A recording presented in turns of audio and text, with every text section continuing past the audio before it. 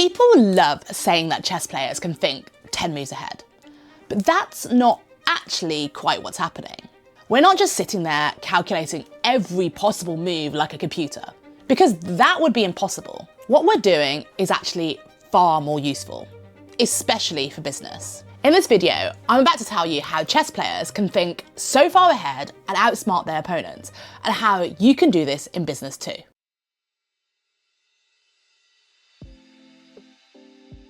So in a normal chess position, after you've played a few moves, you've probably got about 20 to 30 possible moves that you can do in every single position. Now, if you were to calculate every variation of each of those moves, you'd be looking at millions and then billions of variable positions, so much more than you could physically compute. So in chess, the number of possible unique games, as in variations of a chess game, is actually estimated to be about 10 to the power of 120. Now, this is thought to be more than the number of atoms in the entire universe. So crazy. And this comes from what is known as the Shannon number. So whilst it might seem like some kind of mythical fact that people love to make up to make chess players sound extra smart, there is actually science behind it. So no, chess players aren't actually calculating everything, because as we know, that's impossible. So what we're doing instead is we are filtering. So the skill isn't being able to think of everything, it's actually knowing what's worth thinking about. So what do chess players actually do? Well, instead of thinking of every possible moves, we narrow it down to a few possible, what we call candidate moves. So we're not looking at the 20 plus legal moves in every single position, we're narrowing it down to 2 or 3. So we're looking at each of those moves in turn, analysing them deeply, and then asking ourselves, if I were to do that, what would they do next? And the latter part of that thinking process, asking what will my opponent do next, is where most amateur chess players fail. And it's also where most entrepreneurs fail in business. They don't consider what their competitors will do in response to their own business plans. So as a chess master, we're not thinking from scratch every single time. We've seen thousands of these patterns before. So we can recognise quickly what matters, where our pieces should go, and what the plan should be. And this is exactly what experience in business gives you. Faster, better decisions without overthinking everything.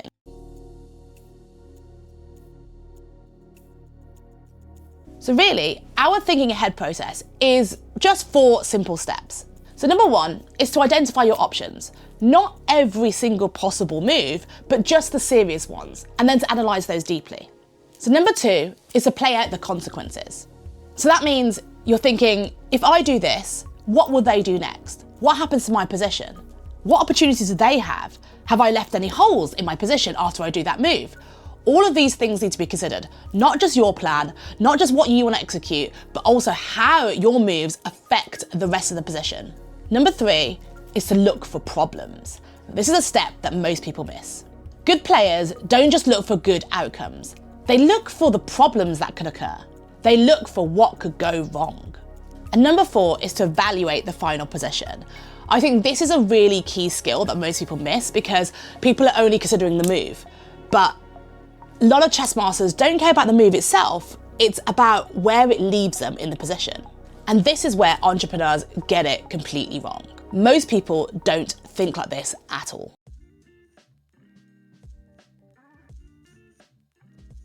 So I've worked with thousands and thousands of business owners over the last 15 years, and most business decisions sound a lot like this. Ooh, that sounds like a good idea, let's try it, with absolutely no thought of what happens next. Some examples of these typical things are launching new offers, hiring too early, taking on the wrong clients, and random marketing decisions. Now I get it, because thinking ahead properly is actually really hard. Studies have shown that humans can only actually hold 4 pieces of information in our brain at any time. And that's why most people default to quick decisions instead of thinking things through properly. And then on top of that, you have decision fatigue. So then the decision quality reduces over time.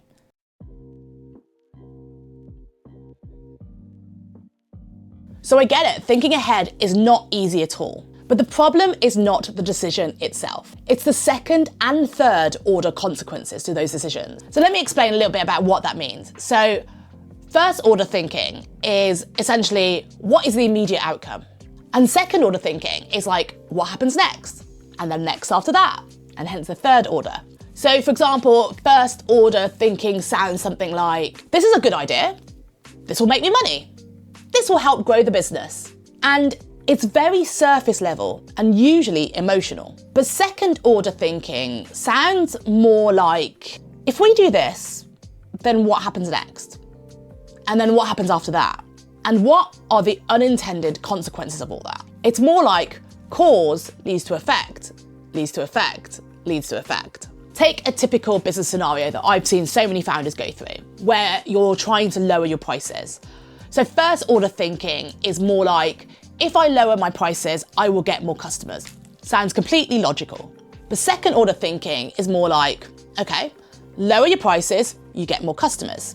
But they're more likely to be lower quality or price sensitive customers. And then you've got a higher volume of customers, which then puts more pressure on operation. Then you've got reduced margins. And then you've got to do more work for less profit. And then it's harder to raise prices later. So now your decision to lower your prices looks very different. So in chess, you don't ever just look at your move only. You need to look at what your opponent will do, what you'll do after that, and what happens after that, and where you'll eventually end up. And that's second order thinking.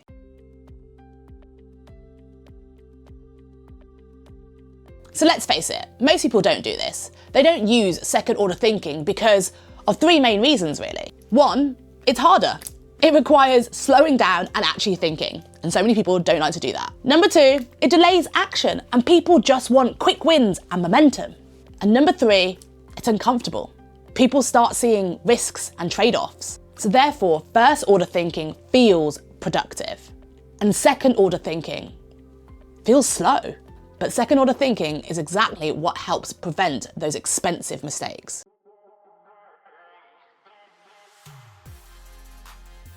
So, how do you think like a chess player in business? Well, as I've explained, there are not too many elements to it, but it does require a little bit of work. So I'm going to give you 4 rules to follow if you want to think like a chess master in your business.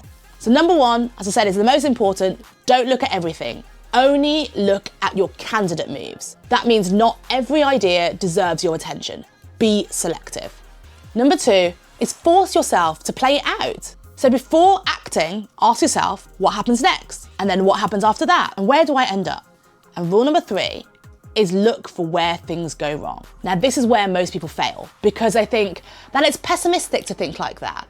And you want to be positive that everything's going to work out. It's not negative, it's just good practice. Number 4 is that I want you to judge the outcome and not the idea. So instead of asking yourself, is this a good idea? Start asking yourself, where would this leave me?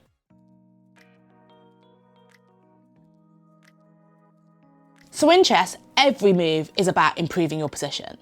In fact, when people are stuck and they can't make a plan on the board, the common advice is just find a piece and improve that piece. Improve the position of that piece. You do that with every single piece, you'll gradually improve your position. And in business, it's exactly the same. The goal isn't to stay busy, but it's to improve little elements of your business bit by bit until you have the positional advantage. So yes, chess players can calculate many moves ahead, but the skill isn't in the calculation. It's in the discipline to pause, to filter your options, and to think through the consequences before you act. And if more entrepreneurs did that, they wouldn't just move faster, they'd move smarter than everyone else. So tell me something, what's one decision that you've made in your business that looked good at the time, but cause major problems later? Drop your answer in the comments below. And if you liked this video, then please do like and subscribe for more ways how you can use chess to accelerate your business.